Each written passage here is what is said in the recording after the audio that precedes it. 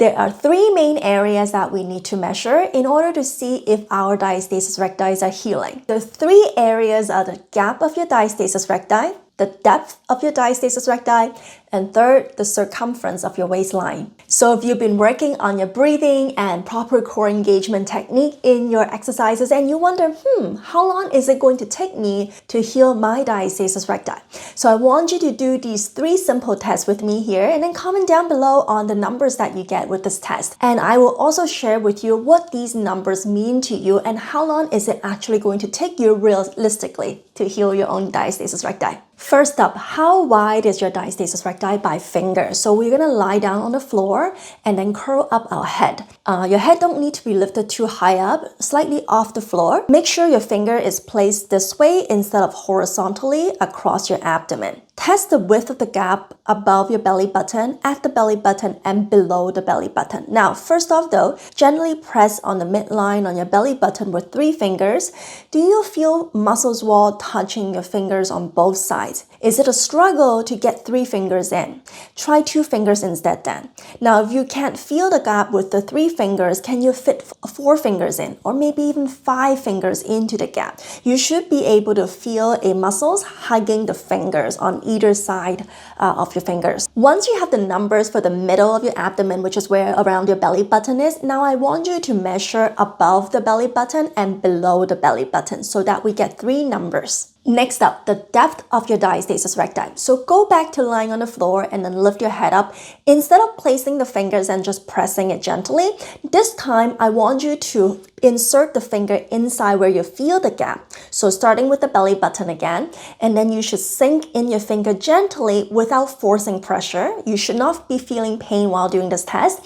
Sinking the fingers in until you feel like, okay, you're touching the wall on the bottom inside the gap. Now, is it a nail deep, a knuckle deep, 2 knuckles deep, or the whole finger can fit into the gap? Now then do the same for the upper diastasis recti and below the diastasis recti. You might not be able to fit in any fingers because it's closed, and that's totally okay. Then you just write closed. And finally, let's measure the circumference of your waistline. And by measuring the smallest part of your waistline, which is usually above the belly button, seems like the most popular method, but this is a terrible idea.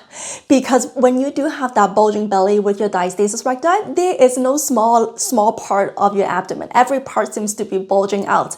And this is not going to help you to find a meaningful numbers. So try this instead. Use a flexible tape to measure the widest parts of your abdomen. This might be at your belly button or above your belly button, and then get that number in inches or centimeter across using the flexible tape, and then note it down. So here is an example of the 3 measurements that we just did. Upper diastasis recti, 1 finger, 1 nail deep. Middle diastasis recti, 3 fingers, 1.5 knuckle. Lower is none. You cannot feel it. It's quite tight. There's some muscles right there. And your waistline is 35 inches. Now, what does these numbers mean to you? How long is it going to take you to heal your diastasis recti, right? After all, I want to know how long it's going to take me. I don't want it to take forever. I get it. The goal here is to check your progress every so often, say every 2 weeks, to see if any of these numbers is decreasing. In a general rule of thumb, with the clients that I've worked with one-on-one, you will see a number, one of these numbers gradually decrease every 2 weeks. 2 weeks later, the upper diastasis recti stay put at 1 finger, 1 nail. Middle is 2 fingers, 1.5 knuckle, and lower is closed waistline is 33 inches. So you can see here, you decrease the middle diastasis recti by 1 finger from 3 to 2, and also the waistline decreased from 35 inches to 33 inches in just 2 weeks. Now, so we know this number, okay? Oh, we are improving, we're making progress. So 2 weeks later, as you're working out, measure yourself again.